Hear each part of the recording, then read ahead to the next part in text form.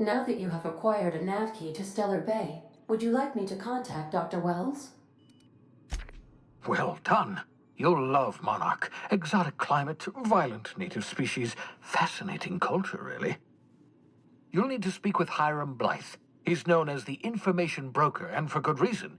If anyone knows where I can find those chemicals, it's Hiram. I need those chemicals to revive the Hope's colonists. They can help us fight back against the Board. They can help us set things right.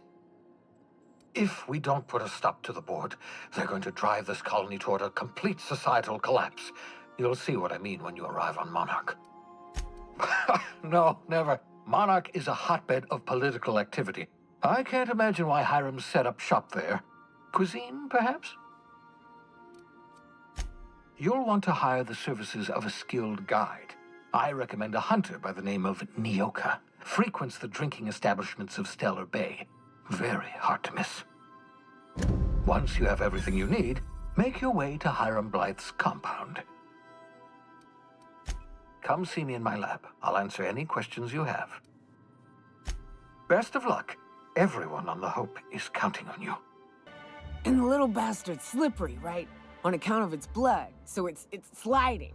All over the place, trying to crawl away. Getting so I can't tell the blood from the mud. But I gotta get in there, get right in that baby rap's stomach and dig it out. If so much as a drop of stomach acid got on that medallion, shit, I don't know what I'd do. Might be I'd hunt every damn wrapped out there. Right. What are you staring? Wait. You ain't from around here. Who are you? Name's Nyoka. I'm the best big game hunter on the planet. You're also the loudest big game hunter on the planet.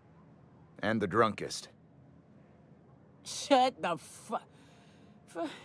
Fair point. I deserve it, though. On account of being the best. Ooh, charmer. Don't get a lot of that around here. Folks mostly grump at me about how I should join the MSI payroll. Nice change of pace. Buy me a drink, will you? Outstanding! What are you doing in Stellar Bay, stranger? Well. Let's get down to brass nuts then, shall we? Wait, that ain't it. Brass rats? Let's talk business. I'm headed back out there after I sober up. You want a guide sooner than that? You'll have to get me something to clear my head. Outstanding! Our dispensary here maintains a stock of, well, I don't rightly know what they are. Steroid or caffeine somethings? Pills. They're very good. I'm cut off for the month, on account of needing one just about every damn day. But I'm sure you've got your wily ways. Fetch me one and we'll be all set. Well, they work. We got a deal or what? Hello, dearie. Why, I don't believe I've seen you before. And with sweet cheeks like those, I'd remember. Quite the bedside manner, lady. Well, it's so rare I get the pleasure of new company. What can Auntie Abigail do for you? And what a helpful young lady you are. Nothing like a little pill to liven up the spirits. Whiskey helps, too. Please leave medical advice to the professionals. Now, dearie, who's this pickup for? I'm so sorry, but with the iconoclasts and the marauder filth chasing away what little trade we get, I'm afraid I have to reserve my supply for Stellar Bay residents. Our reserves have gotten so low, I've even had to start locking the supply room upstairs. Isn't it a shame what some people will do to get a little extra? Isn't it just? I'd make an exception for you if I could, my little cherub. Is there anyone else needing a special pickup from Auntie Abigail? Oh, her. It's none of my business, but I have told her Dr. Williams would bump up her monthly allotment if only she'd join MSI. Contribute like the rest of us. Now I've gone and said too much. And you know me, dearie. I don't like to pry. I'm afraid not. Dr. Williams managed the town's allotments from his terminal upstairs. Even I can't access them. Oh, you flatter an old woman. Me, I'm just here to be a pretty face for the customers. And to keep an extra key to the supply room, for all the times Dr. Williams misplaced his. The one upstairs, where we store our medicines. In the town graveyard, I'm afraid. Poor man was always searching for the flower of enlightenment. On the way, he tried some rather daring substance combinations. The graveyard's near the southern ruins. You're certainly welcome to pay our respects, but the bodies tend to attract beasties. Do be careful. I'd hate for anything to happen to you, dearie.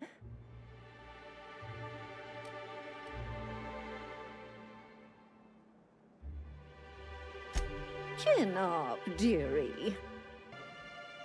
Ah, the charmer. Welcome back. Drink, chat, or business? All of the above?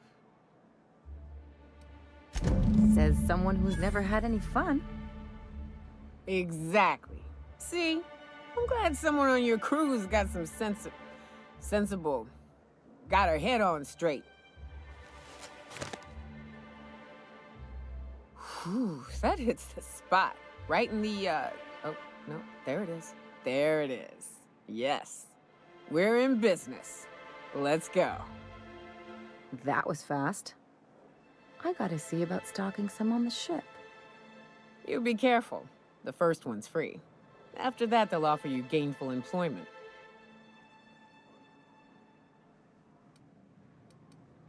Great. Where to? Oh, Hiram? I ain't checked in on that man in an age. He's running the giant radio tower we lovingly call Devil's Peak. We'll be going south and west, mostly along the road till we're past Fallbrook. Out there, there's a western slope that'll lead us through some fun. You like hunting, right? That's fun. If you're more of a spelunker, Rotting River will take you into the mountain caverns. We can discuss options when we get closer. That said, 3's already a crowd. I don't mind waiting somewhere until you got a spot open.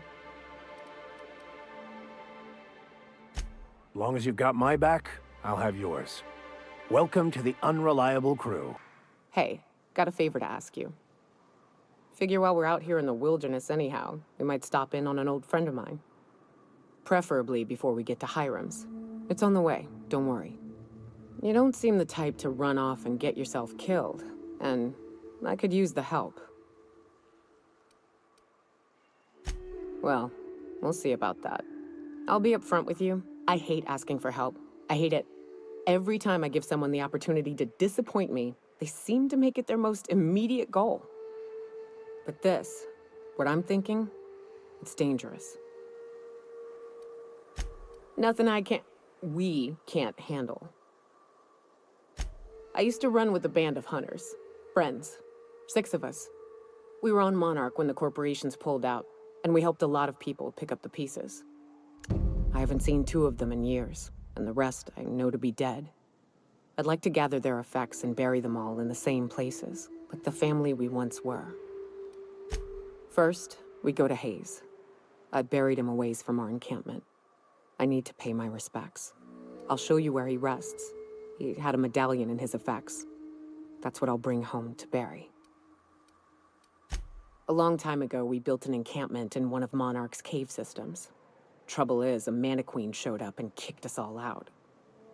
If we can find Rebecca and Anders, they'll know how to lure her out. Then, we kill the bitch and bury everyone's medallions together. Oh yes, I can't wait.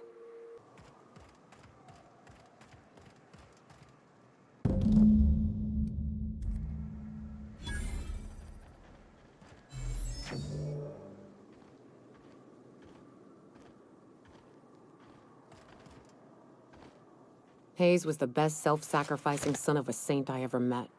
Halcyon is worse off without him. Now, if we're gonna lure the Manta Queen out, we'll need to find Rebecca and Anders.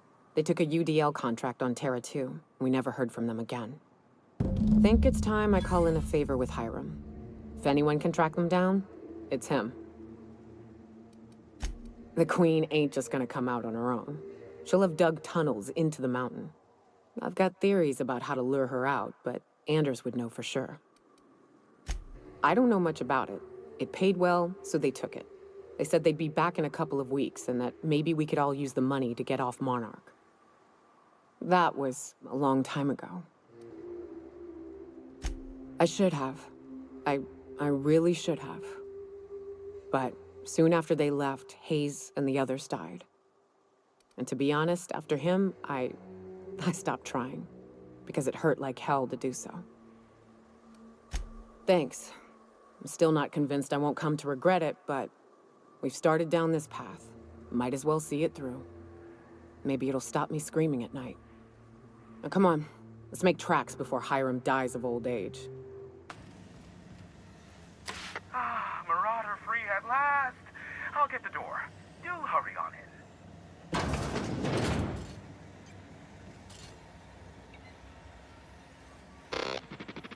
Never thought I'd be ecstatic at having the walls painted in blood, but seeing as it's not mine, I'd say this calls for a celebration. This ought to square our debt. One hefty payment for a highly valued service rendered. But I admit, I do wonder why Nyoka has brought you to me.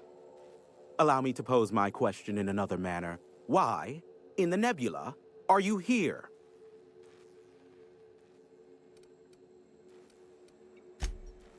Ah yes, our little chat on the intercom. You're looking for the premier broker for all of Monarch, which you knew was me, clearly. Phineas must have sent you. He's the only one insane enough to send someone to Monarch to rush me. I knew it was only a matter of time before he came a-knocking. Look, I might be late, but I fulfill my contracts, always. Oh, you do you? I have lost track of the number of beers you owe me for chasing Raptidons off your stoop. Careful, I know that line. I use it all the time. I take offense to that. Look, okay. It might take me a while this time. I am awaiting but a single incoming transmission containing the information we desire. But MSI and the Iconoclasts are clogging the airwaves from Stellar Bay and Amber Heights. In their war against each other, they're scrambling each other's outgoing transmissions. The bandwidth! There's too much blasted background noise. Nothing gets through but their local broadcasts. Which of course has inadvertently affected the incoming port and my livelihood. Graham and his Iconoclasts believe anarchy is the way of life. Sanjar opposes it, as he's taking strides to corporatize Stellar Bay. Amber Heights is one of the only surviving settlements outside of Stellar Bay. Graham Bryant and the Iconoclasts there got their hands on a working relay station. Now they're ceaselessly transmitting Philosophist ramblings on my airwaves. My former partner, Sanjar, transmits from his office in MSI's headquarters in the center of town. Don't let him try to fool you. While his messages might seem like gibberish, they are in reality coded business orders to off-world companies. I understand why he needs the bandwidth, but we had a deal and he's broadcasting ceaselessly. No, they're jamming the limited frequencies we have at our disposal. Nothing extraplanetary can get in or out until the frequency pollution thins out. The safest bet is to convince Graham and Sanjar to stop transmitting on their end. You do that, I'll be here, waiting on the receiving end. Luck be with you. I have a feeling you'll be needing a pinch of it, plus a vat of patience. Is that a trick question? Because to answer it, you'd need to pay me. Of course, I could offer you a vastly more interesting bit of data instead. Try me. Ask me anything you'd like. I'll even offer it for free. We'll call it an exchange for your help with the broadcasts. Ask me what you will. What? No. Why would I go out of my way to intercept messages from Earth? There's no market for them. No buyer means it's not worth my time. Now, if you wanted me to intercept a certain one, that might be worth it for the right price. Not much, admittedly. Phineas has been in hiding for the past 35 years. He got in touch with Nyoka first, who I use as a physical go-between. The rest is history. As far as what's between us, I mean. Outside of that, well, that's a Raptidon of another color. I do know this much. There is a sharper side to the good scientist than you'd expect. If allegations are to be believed, the experiments he conducts for the greater good are in fact treasonous and for self-gain. I am not convinced as to the validity of these allegations, considering the source, but I am also not unconvinced either. Luckily for you, I am a veritable font of information. They are a curious lot. Insufferable. And short-sighted, too. What else do you wish to know? You mean between MSI, the Iconoclasts, and myself? I bet neither of those megalomaniacs told you I was the true mastermind behind Monarch. Back when the colony was still Terra 1 and corporations were abandoning us left and right, I'm the one who approached Sanjar and Graham with the means to our salvation. I offered them a legal way to take control of the planet. If MSI were the only corporation here, they could claim sole ownership. Precisely. The other corporations were fleeing because of the hazard clause declaring Terra 1 uninhabitable. But MSI had lagged behind, giving Sanjar and Graham an opportunity. Take over MSI, stay here while the other corps left, take over the planet. Precisely. Without me, they never would have done more than play Revolution in hushed whispers over scuzzy kale ales in the tavern. Thus, the bargain was struck. They could run MSI while I would operate Devil's Peak Station. Unfortunately, relations have soured over time. Competing ideologies. Graham believes Sanjar has become corrupted by the corporate lifestyle, that he is now similar to the original corporate executives they sought to reform. And Sanjar has learned the hard way that Graham is quite morally gray. Sanjar is not actually at fault for his past performance reviews, but he can keep hunting for loopholes to get back on the board for the next century. He'll never be reinstated. Not in his lifetime. For Nebula's sake, even with the loophole I gave him, he's only in charge of MSI because every other exec died during the massacre at Amber Heights. I gave Sanjar and Graham legal information that would allow MSI to own Terra 1 once the other corporations had abandoned the planet. The execs had their concerns, but before the matter could be resolved, pirates raided their homes in the night. Some say Graham suffers from nightmares that leave him sweat-drenched and screaming. I would assume it stems from the friends and family he lost in Amber Heights all those years ago. Luckily for you, I am a veritable font of information. There are so many members. Do specify. If you try to cite me on this, I will deny. Do you understand? What I am about to reveal is the sort of information that gets a body disappeared. MSI's ownership of Monarch is technically legal, but it would give MSI too much power on the board to grant them such status. Exactly, but you didn't hear so much as a whisper of such from me. Luckily for you, I am a veritable font of information. How low you seemingly regard my trade. Oh, great. I love doing pro bono work for friends. Aw, you called us friends. I'd normally entertain your self-aggrandizing delusions, but this time it's important. Important to you is not the same as important to me. Although I do recognize that you may have earned some goodwill during your months laboring for me. Tug on my heartstrings, why don't you? Look, I'll do what I can, all right? Rebecca Hodges and Anders Wadsworth. They took a UDL contract back when Monarch went to shit, and I need to find them. I believe them to be on Terra 2. If UDL hired 2 hunters back then, it would have been for creature clearing purposes round one of their Spacer's Choice outposts. These are the coordinates for the outpost under the last UDL contract. Now scram. And, good luck. Nyoka, Pick me up some Stimulotion and a bottle of purple berry wine when you're next in Stellar Bay.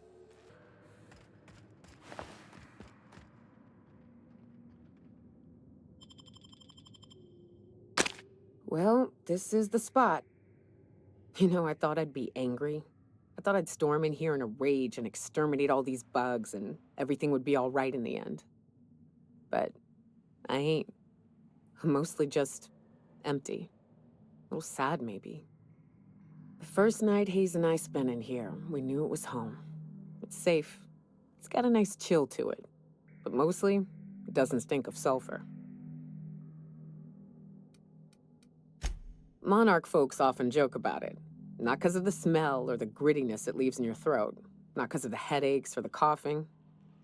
It's because there's no escaping it. It's life here, and there ain't anything you can do about it. But here, somehow the sulfur never made it. The nights we spent in here felt like vacations. So we started building. We hauled in steel, hired sublight folk to help. That's how we met Anders and Opal. They stuck around after our contract was up. Opal liked camping. Anders liked chasing her tail. 4 of us for a while, scraping together what bits we could to build our home. Then came Rebecca, a sawbones out of the Cascadia survivors, who took a kindness to Hayes. And Clara, her little sister. I'll admit I wasn't keen on taking her on at first, but for a teenager, she was surprisingly capable. Believe me, I had my complaints. She had a head for numbers, helped us trade hides for food and materials, negotiated contracts. Turned out to be mighty useful. Clara, Hayes, Anders, Rebecca, Opal, and me. 6 folks, 1 name, 1 family. Charon.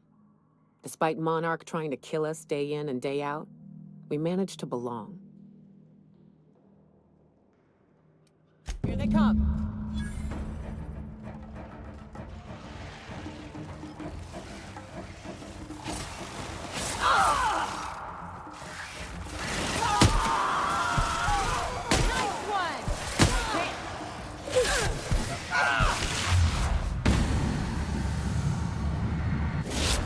Get past that armor!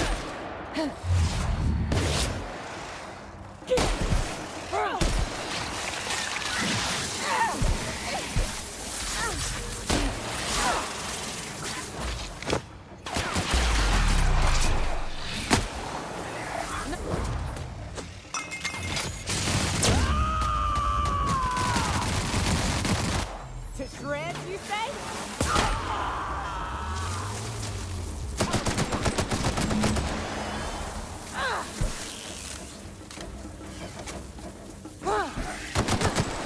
I got another fight in me. I wish these were more auspicious circumstances, but at least we're all here. This bringing them together, burying them. This is the kind of thing Hayes would have done. That makes it stupid. By all accounts, we should have left well enough alone, but that also makes it right. Captain, thank you. You mind if we rest a spell before we head out? I'd like to bury Opal and Clara proper before I lay everyone's medallions to rest. What? Why? Them's painful memories, Captain. Huh. That ain't a bad point. All right, Captain. Thanks.